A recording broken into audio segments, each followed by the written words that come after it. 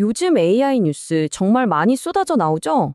뭐 다 따로따로 일어나는 일 같지만 사실은 이게 다 연결돼서 하나의 큰 그림을 그리고 있거든요.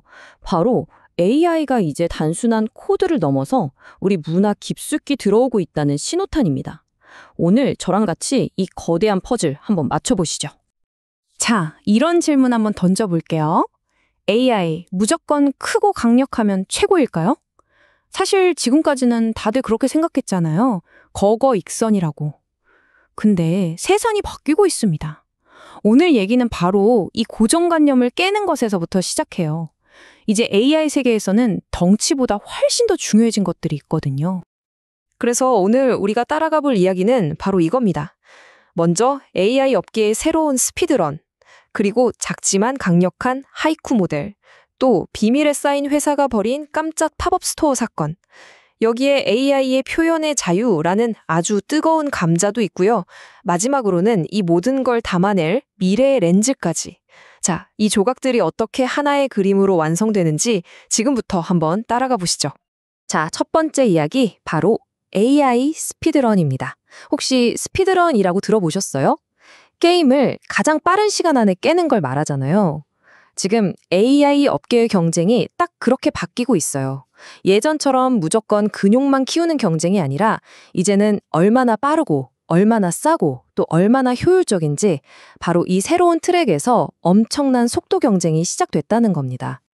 그리고 이 새로운 경쟁의 판을 뒤흔들고 있는 주인공이 있습니다. 바로 엔트로픽이라는 회사가 내놓은 클로드 하이쿠 4.5인데요. 이름이 하이쿠, 일본의 짧은 시잖아요. 그 이름처럼 작고 빠르고 간결해요. 하지만 그 파급력은 절대 작지 않습니다. 오히려 AI 시장의 거인들에게 이제 너희들의 시대는 끝났어 라고 선전포고를 하는 것과 같죠. 본격적인 효율성 시대의 개막을 알리는 신호탄이라고 할 수 있습니다. 네, 그럼 이 작은 모델이 도대체 뭐길래 이렇게까지 이야기하는지 한번 제대로 파헤쳐 보겠습니다. 도대체 어떻게 게임의 판도를 바꾸고 있다는 걸까요? 클로드 하이쿠 4.5를 한마디로 정의하면 실시간 업무 전문가라고 할 수 있어요.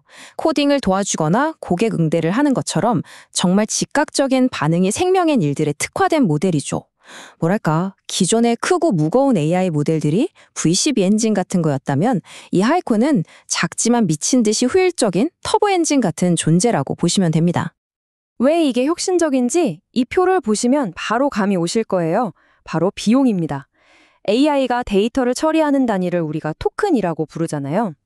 100만 토큰을 처리하는 데 드는 비용이 입력에 1달러, 출력에 5달러밖에 안 해요. 이게 얼마나 대단한 거냐면 이전 세대 모델들보다 훨씬 저렴해진 거거든요.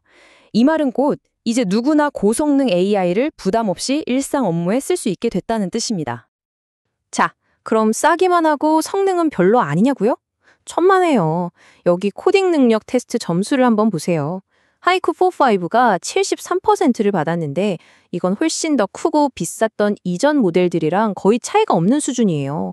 그러니까 가성비가 말도 안 되게 좋다는 거죠. 이걸 본 한 개발자가 커뮤니티에 이런 글을 남겼어요. 평균 속도가 초당 220 토큰? 와, 이거 비슷한 모델들보다 거의 2배 빠른 건데 이 속도만 계속 나온다면 진짜 대박이다. 바로 이겁니다.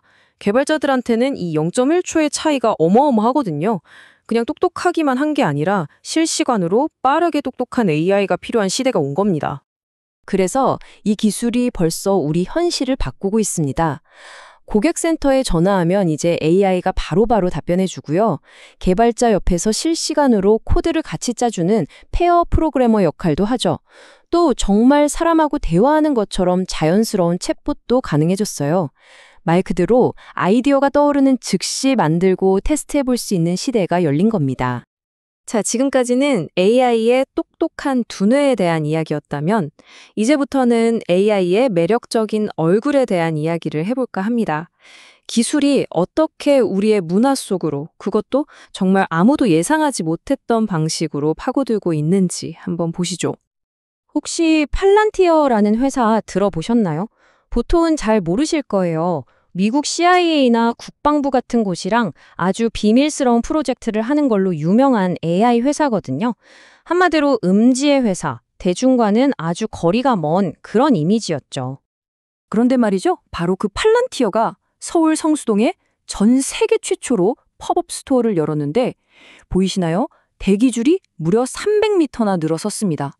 가장 비밀스러운 기술 회사가 하루아침에 가장 힙한 브랜드가 된 정말 놀라운 장면이었죠. 이 긴 줄이 정말 중요한 걸 말해줘요. 줄을 선 사람들은 대부분 20, 30대 젊은 투자자들이었고 이들은 21만 원이 넘는 후드티를 사려고 몇 시간씩 기다렸다는 겁니다. 이게 뭘 의미할까요? 이제 AI 회사들은 단순히 기술만 파는 게 아니라는 거예요. 대중과 직접 만나고 소통하면서 강력한 팬덤을 만들어가는 새로운 시대로 접어들었다는 아주 상징적인 사건입니다. 이렇게 AI가 우리 문화의 한 부분이 되다 보니까 필연적으로 기존 사회의 복잡한 규칙이나 규범들과 꽝 하고 부딪히기 시작합니다.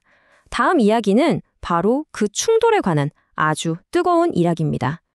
챗GPT를 만든 오픈 AI의 CEO 샘 올트먼이 그야말로 폭탄 선언을 했습니다. 올해 12월부터는 나이 확인을 제대로 해서 성인 이용자들한테는 성적인 대화나 컨텐츠도 허용하겠습니다. 이건 정말 AI 정책의 거대한 방향 전환이라고 할 수 있죠. 바로 이 지점이 현재 AI 업계가 마주한 거대한 갈림길입니다. 구글이나 메타 같은 다른 거대 기업들은 여전히 무조건 금지를 외치고 있는데 오픈 AI 혼자 조건부 허용이라는 완전히 다른 길을 가겠다고 선언한 거죠. AI의 미래를 결정할 수도 있는 아주 중요한 윤리적 대립이 시작된 겁니다. 여러분은 어떻게 생각하세요? 이게 과연 AI에게 더 많은 표현의 자유를 주는 걸까요? 아니면 우리 사회의 안전을 위협하는 위험한 시도일까요? 정말 쉽게 답을 내릴 수 없는 복잡한 문제죠. 그런데 이 전 세계적인 논쟁이 한국으로 오면 상황이 더 복잡해집니다. 우리나라에는 성폭력 처벌법이라는 게 있잖아요. 이 법 때문에 AI가 만든 성적인 컨텐츠 자체가 불법이 될 수도 있거든요.